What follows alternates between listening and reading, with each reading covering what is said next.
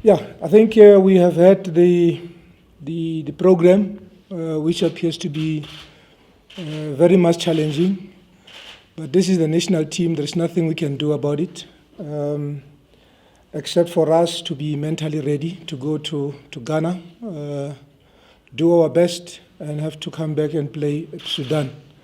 As for the players, we have brought in Lebo Manyama, whom we have been profiling over a period of time, to replace Tembazwani. We got a medical report from Sundowns on Saturday to say they thought Temba will be ready for Arrow's game. And now that he's not ready, they thought it would be important for them to inform us of his medical conditions. So we immediately called Kaizer Chiefs and made the necessary arrangement to have Manyama in camp, and he's here with the team. He reported for camp yesterday, of which we really want to thank Kaizer Chiefs and Lebo Manyama to come within such a very short period of time to report for camp. It shows whatever good work he's doing at Chiefs, he feels he can also come in here and add value to the team. We really appreciate that. Then we have both fullbacks, like what the doctor has given us, Tapelo and Kize having those niggling injuries. But I think we believe in our medical team. They will be able to work on them so that they are ready for Thursday and Sunday. And then the other thing which works good for us is that Lebo played over the weekend. Lebo Mutiba played over the weekend, and he scored 2 goals. I think coming into the national team, it will bring some confidence, because the last time we had Lebo in the AFCON, he did not enjoy much of the AFCON. So we hope him scoring a goal over the weekend will bring some energy and confidence into the team, because the 2 matches are very important for us. We have Kamohela Mokocho, who also scored over the weekend, and he assisted, which also works well for us. We were also happy to hear that Bongani also had some playing minutes. So we feel our overseas-based players, if they do get playing minutes, it will bring a lot of confidence in our team going into these matches. Apart from that, I think the goalkeeping department, we have got all of them available. Darren will be joining us in Accra, and we will be driving together to Cape Coast. Defensively, we only have those challenges of Tapelo and Kize, of which the medical team will be able to work it out. In the midfield, as of now, we don't have any report, apart from the fact that our midfielders did very well over the weekend. We are talking of Lebo Manyama, who played as a midfielder for Chiefs over the weekend, and then he was moved into the defensive role in the midfield, of which I really enjoyed watching him being moved from one position to another and still doing well. So I think we are very balanced in that department.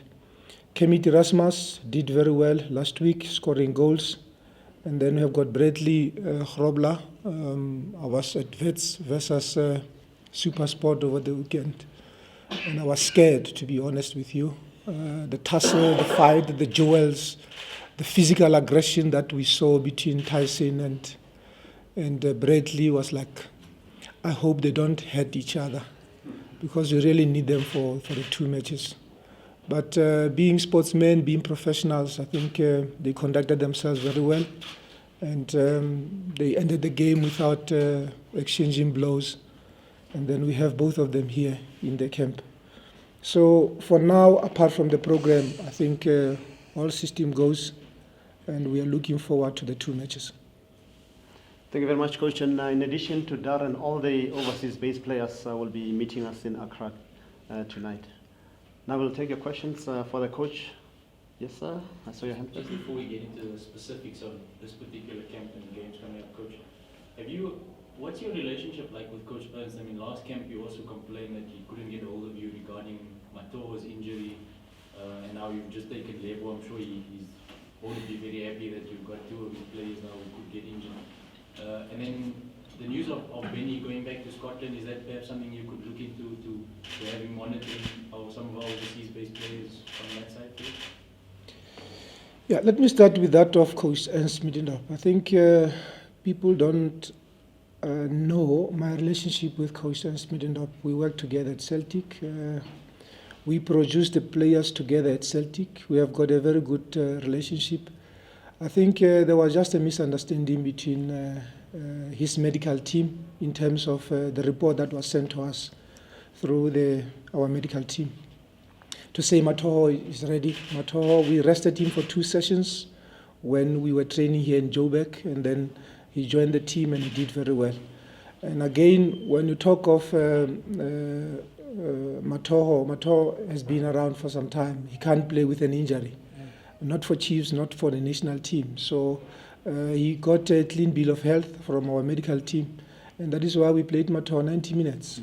And that is why I'm saying there was just a misunderstanding. Actually, we spoke about it when it comes to Manyama, even before the game. They had challenges, and I was made aware of their challenges coming into the game. We spoke about it, a possibility, and then after the game, we also had a chat to say, now Lebu is in the team. So he's very happy. I got a call from him yesterday, wishing the team all the best of luck. So coach and myself and the national team, we are in good terms. Then I think the other one is of Coach Benny. Yeah, because when you look at the program, the rollout plan I've presented to the president, to the technical committee, we need to have a scout overseas. Basically, we are saying we must have 2. They will be helping each other for the senior players and for all the junior players.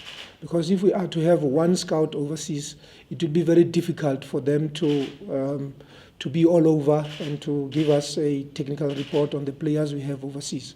So it is just unfortunate that Coach Benny had to lose his job at Cape Town City, but I think that doesn't mean anything bad about him. He's a good coach. He's a legend of the game, and he's qualified to do the job for us. When that time comes, we will be able to consider him. Yes, sir. Coach, I'd like to find out if the AFCON exploits from this year, you're hoping they rub off on the team for this campaign, because I imagine it's vital to try and get something out of the first game and get the points on the board. Yeah, I think us coming into camp the first time was very important because we wanted to lay the base. We wanted to present ourselves to the nation, to everybody, even to the players, to say, look, we have a plan. I think having a plan, it means we need to achieve something. We should not always be referring back to what happened in the past. If Tyson has to retire in the next 2 years or next 3 years, Dean Fairman, if he has to retire, he should be retiring saying, I have achieved so much. But now, what is important is for us to qualify for the AFCON. What is important for us is to qualify for the World Cup. And going into AFCON, anything is possible. If we do things right, if we get the support we need, if we get the luck that we need, the wisdom, we will be able to conquer Africa. And going into the World Cup, I think it will be good for all of us if ever the national team do qualify for the World Cup and we do well in Qatar, because all that is important is the team to have a tactical cohesion, to have a social cohesion, to be thinking of Kamo when he's in England, to be thinking of Modiba when he's with SuperSport, to be saying whatever time you are brought into the national team, you will perform for your country. So we are hoping things will turn out positive, turn out well for us. Even though we are not going to overlook the challenges. There will be some games where you will prepare well to win and you don't, but at the same time, you have to soldier on and be positive. Yes, sir. Coach, just looking at your fullbacks, the last game you didn't have Mkhize and Fluty injured, but the 2 fullbacks you played, Mayela and Morena, were very important to your game plan on the overlap, the way you played against Mali. just interesting, and it might now depend on injuries to the two right backs, but you've now got your two Nations Cup fullbacks back, and it's an away game. But I also wonder if this isn't a game, it's not necessarily a must-win. I mean, I know you want to get the group off to a good start, but we might gamble a little bit and take a more attacking game plan. I don't know if you gamble in qualifiers, if that's a good idea. Maybe that's a crazy idea.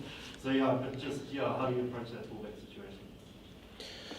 Yeah, look, when I went to watch Vets playing, and I think I have had the discussion with Tyson for some time now. They played him at right back, and that is why I was like edgy about the tussle between him and Bradley. But you are bringing back two experienced players who played very well in the AFCON, in Mkhize and Hlanti. But them not being in the camp last time, they gave an opportunity to Thapelo and to Eno to do well for the team. But like you said, we have a point as we speak. So it's for us to protect that point. It's for us to go out there and maybe during moments of the game take advantage and maybe win this match. But we are not going to go out there like we did against Mali, and then we pull out all the guns, and we have to be very careful. Starting on the front foot can easily get us a goal early and unsettle Ghana in Ghana. But at the same time, if you give Ghana too much possession, they can easily hurt you because they're at home, they will have the support and the confidence will be growing. So it's a game that one has to be very cautious in going into this match. We need to manage the phases of the game very well. And that is why we are talking of players with experience, players who have been here before, players who have played at the highest level. I'm referring to the AFCON. So these are the players who did very well against Egypt. These are the players who did very well against Nigeria at home. So we are very careful in our approach. Our tactical strategies has to be that one of being protective, but at the same time, we should not be dropping too deep and giving them possession because they can always be dangerous. But I think we have got a balanced team. Like I made mention of Tyson at right back. We have got Mosali Busa, who did well for me yesterday against Aros. He showed a lot of maturity until they collapsed and they conceded those goals. But I think he did well. We also have Buhlem Kwanazi, who also did well against Supersport on Friday. So these are the players that we'll always be looking at whenever we need their capabilities, their ability to close down the game or to force the game in our favor. Because of time constraints, I'll take the last two, starting with you, sir. Okay, Coach. Now, the target for this week, you're mentioning, you're talking about the cautious approach in Ghana, but what is Coach Ntseki's target for these two games in terms of points?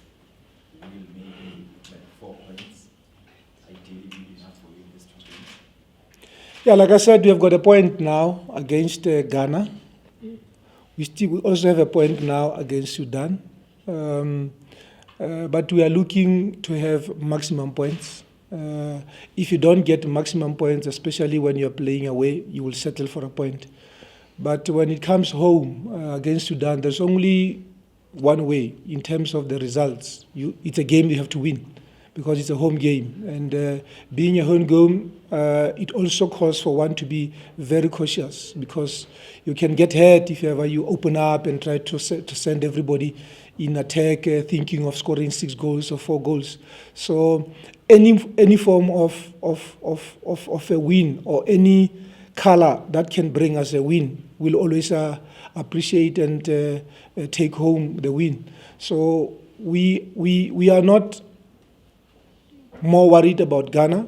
We are more worried about ourselves in terms of how the approach will be like and what we want to achieve at whatever phase of the game.